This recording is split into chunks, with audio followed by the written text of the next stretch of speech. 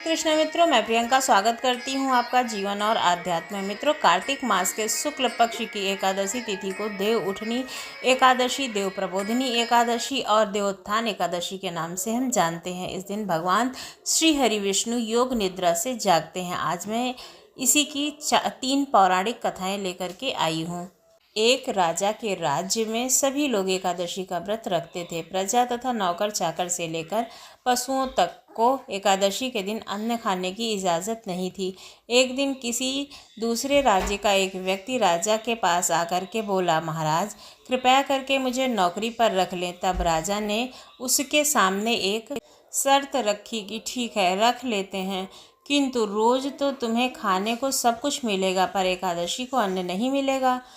उस व्यक्ति ने उस समय हाँ कर ली, पर एकादशी के दिन जब उसे फलाहार का सामान दिया गया तो वह राजा के सामने जाकर गिड़गिड़ाने लगा, महाराज इससे मेरा पेट तो भरेगा ही नहीं, मैं तो भूखा ही मर जाऊंगा, मुझे अन्न दे दो।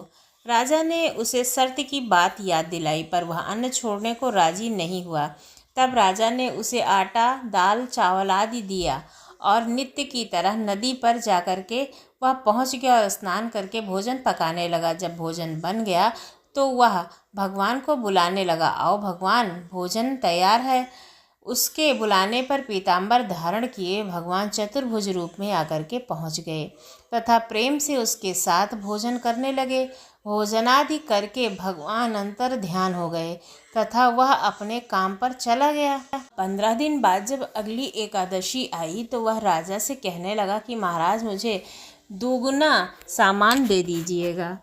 उस दिन तो मैं भूखा ही रह गया था। राजा ने कारण पूछा तो उसने बताया कि हमारे साथ भगवान भी खाते हैं, इसलिए हम दोनों के लिए यह सामान पूरा नहीं होता है। यह सुनकर राजा को बड़ा ही आश्चर्य हुआ।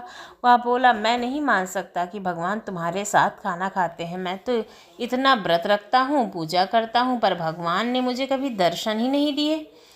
राजा की बात को सुन करके वह बोला, महाराज यदि विश्वास ना हो तो साथ चलकर देख लें। राजा एक पेड़ के नीचे छिपकर बैठ गया।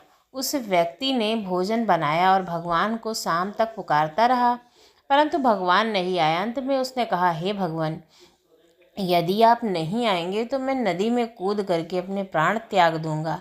लेकिन भगवान नहीं आए। तब वह प्राण त्यागने के उद्देश्य से नदी की तरफ बढ़ा। प्राण त्यागने का उसका दृढ़ इरादा जान शीघ्र ही भगवान प्रकट होकर के उसे रोकने लगे और साथ बैठ करके भोजन करने लगे। खा पीकर उसे अपने विमान में बैठा करके अपने धाम को ले गए।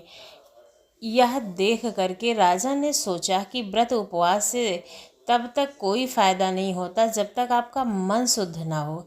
इससे राजा को ज्ञान मिला कि वह भी मन से व्रत उपवास करने लगा और अंत में स्वर्ग को प्राप्त हुआ। सुनते हैं दूसरी कथा। एक राजा था, उसके राज्य में प्रजा खुशी थी। एकादशी को कोई भी अन्न ग्रहण नहीं करता था और ना ही कोई अनाज बेचता था। सभी फलाहार करते थे। एक बार भगवान ने राजा की परीक्षा लेनी चाहिए। भगवान ने एक सुंदरी का रूप धारण किया और सड़क पर बैठ गए। तभी राजा उधर से निकला और सुंदरी को देखकर चकित रह गया। उसने पूछा, हे सुंदरी, तुम कौन हो और इस तरह यहाँ क्यों बैठी हो? तब सुंदरी बने भगवान ने कहा कि मैं निराश्रित हूँ, नगर में मेरा कोई भी जान पहचाना नहीं है, किसके यहाँ मैं सहायता मांगूँ? राजा उसके रूप पर मोहित हो गए। वह बोले, तुम मेरे महल में चलकर मेरी रानी बनकर रहो। सुंदरी बोली, मैं तुम्हारी बात मानूंगी, पर तुम्हें राज्य का अधिकार मुझे सौंपना होगा। राज्य पर मेरा पूर्ण अधिकार होगा। मैं जो भी बनाऊंगी तुम्हें खाना होगा। राजा उसके रूप पर मोहित था, अतः उसने उसकी सभी शर्तें स्वीकार कर लीं। अगले दिन एकादशी थी। रानी ने हुक्म दिया कि बाजारों में अन्य दिनों की तरह अन्न बेचा जाएगा। उसने बाजार में मांस, मछली आदि पकवाए तथा परोसकर राजा से खाने के लिए कहा। यह देखकर राजा बोला, रानी आज एकादशी है, मैं तो केवल फलाहार ही करूँगा। तब रानी ने शर्त की बात याद दिलाई और बोली, यह तो मैं खाना खाओ, नहीं तो मैं राजकुमार का सिर काट लूँगी। राजा ने अपनी स्थिति बड़ी रानी से कही तो बड़ी रानी बोली, महाराज धर्म ना छोड़े, बड़े राजकुमार का सिर दे दें, पुत्र तो फिर मिल जाएगा पर धर्म नहीं मिलेगा। इसी दौरान बड़ा राजकुमार खेलकर आ गया था। माँ की आंखों में अश्रु देखकर वह रोने का कारण पूछने लगा। तब उसे सारी बात बता दी। तब वह बोला, मैं सिर देने के लिए तैयार हूँ, पिताजी के धर्म की रक्षा होगी, जरूर होगी। राजा दुखी मन से राजकुमार का सिर देने को तैयार हुआ तो रानी के रूप से भगवान विष्णु ने प्रकट होकर के असली बात बताई। राजन, तुम इस कठिन परीक्षा में पास हुए। भगवान ने प्रसन्न मन से राजा के वर मांगने को कहा तो राजा बोला, आपका दिया हुआ सब कुछ है हमारे पास, हमारा उद्धार करें प्रभु।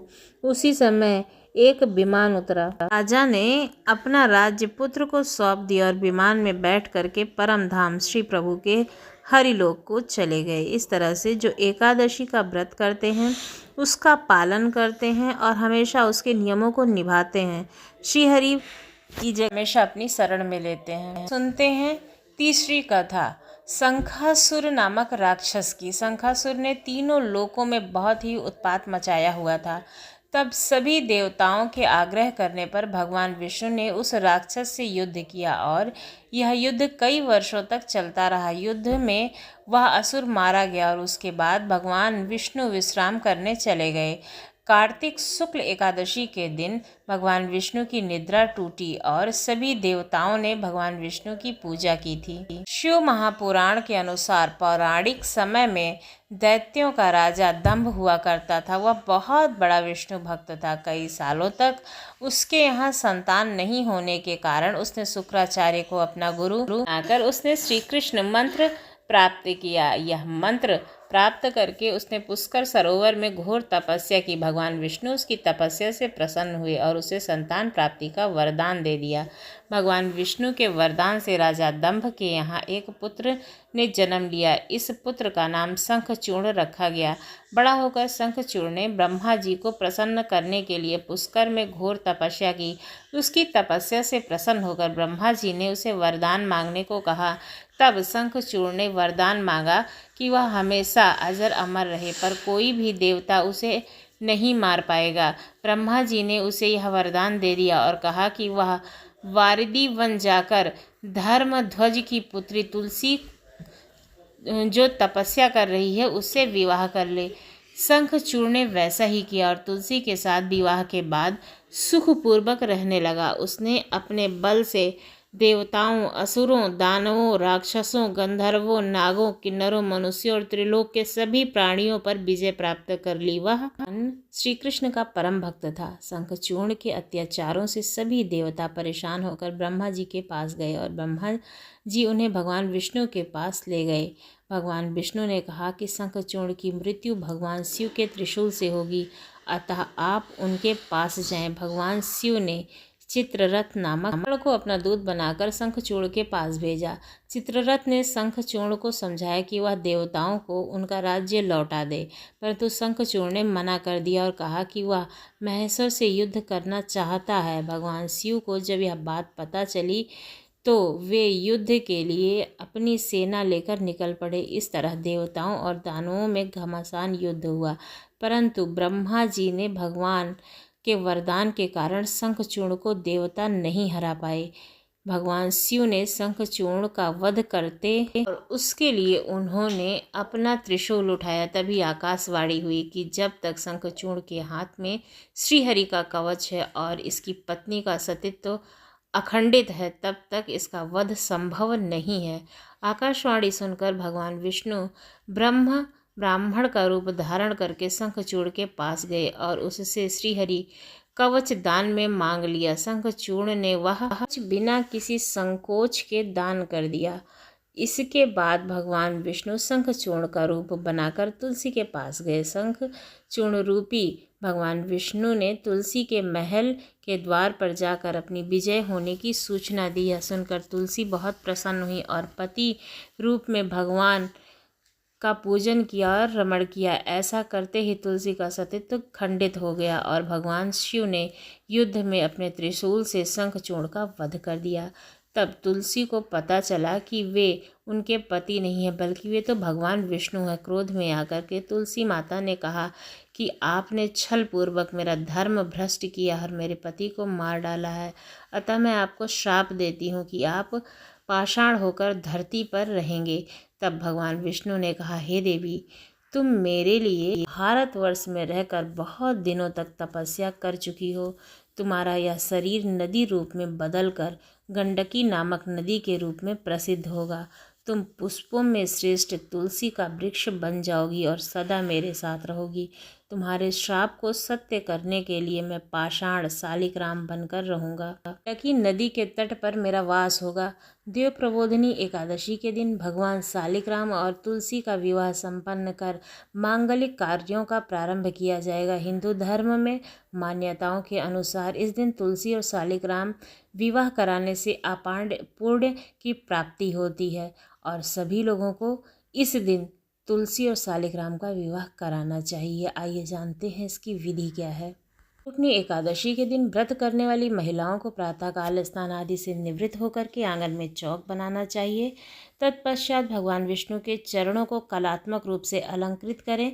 फिर दिन की तेज धूप में विष्णु के चरणों को ढक दें, यानी कि दोपहर के समय उनके चरणों को ढक देना चाहिए। देव प्रबोधिनी एकादशी को रात्रि के समय सुबह स्तोत्र पाठ, भागवत कथा और पुराण आदि का श्रवण और भजन आदि का गायन करना चाहिए। शंख, घंटा, मृदंग, नगाड़े और वीणा बजानी चाहिए। विविध प्रकार के खेल कूद, लीला और नाच आदि के साथ इस मंत्र का उच्चारण करते हुए भगवान विष्णु को जगाना चाहिए और विधिवत पूजा करनी चाहिए। के लिए भगवान का मंदिर अथवा सिंहासन को विभिन्न तरह से फल, फूल और पुष्प से सजाना चाहिए। आंगन में देवोत्थान का चित्र बनाएं। तत्पश्चात फल, पकवान, सिंघाड़े, गन्ने आदि को चढ़ाकर डलिया से ढक दें और फिर दीपक जलाएं। विष्णु पूजन व पंचदेव पूजन विधान अथवा रामाचरण चंद्रिका आदि के अनुसार श्रद्धा पूर्वक पूजन तथा दीपक कपूर आदि से आरती करें। इसके बाद मंत्र से पुष्पांजलि अर्पित करें। संध्या के समय तुलसी विवाह के लिए तुलसी के पौधे को अच्छे से सजाते हैं। फिर कन्यादान करना होता है और जो व्रत रखते हैं वही कन्यादान करते हैं। इसके बाद आंगन में चौक सजाते हैं और चौके स्थापित करते हैं। आंगन नहीं है तो मंदिर या फिर छत पर भी तुलसी विवाह आप करा सकते हैं। इसके साथ ही अष्टदल कमल बना करके चौकी पर शालिग्राम को स्थापित करके उनका श्रृंगार करते हैं। अष्टदल कमल के ऊपर कलश स्थापित करने के बाद में कलश में जल भरें। कलश पर सतिया बनाएं। कलश पर आम के 5 पत्ते वृत्ताकार रखें। नारियल लपेटकर आम के पत्तों के ऊपर रख दें। अब लाल व पीला वस्त्र पहनाकर तुलसी के गमले को गेरू से सजाएं और इसके बाद शालिग्राम की चौकी के दाएं ओर रख दें। गमले और चौकी के आसपास रंगोली व मंडप बनाएं। घी का दीपक जलाएं। इसके बाद गंगा जल में फूल बना करके ओम तुलसाय नमः मंत्र का जाप करते हुए माता तुलसी और शालिग्राम पर गंगा जल का छिड़काव करें। अब माता तुलसी को रोली और शालिग्राम को चंदन का तिलक लगाएं। अब तुलसी और शालिग्राम के आसपास गन्ने से मंडप बनाएं। मंडप पर उस पर लाल चुनरी उड़ा दें। अब तुलसी माता को सुहाग का प्रतीक साड़ी में लपेट दें और उनका वधू दुल्हन की तरह श्रृंगार करें। शालिग्राम को पंचामृत से स्नान कराने के बाद उन्हें पीला वस्त्र पहनाएं। अब तुलसी माता, शालिग्राम और मंडप को दूध में भिगो करके हल्दी का लेप करें। अब पूजन की सभी सामग्री अर्पित करें, जैसे फूल, फल आदि। अब कोई पुरुष शालिग्राम को चौकी सहित गोद में उठाकर तुलसी की 7 बार परिक्रमा कराए। विवाह के दौरान मंगल गीत भी गाए जाते हैं। इसके बाद दोनों की आरती करें और इस विवाह संपन्न होने की घोषणा करने के बाद प्रसाद बांटें। तो आज की वीडियो में बस इतना ही। तो हमारी ये वीडियो कैसी लगी ज़रूर बताएं। अगर अच्छी लगी हो तो हमारे चैनल को लाइक करें, शेयर करें और सब्सक्राइब करना ना भूलें। धन्यवाद।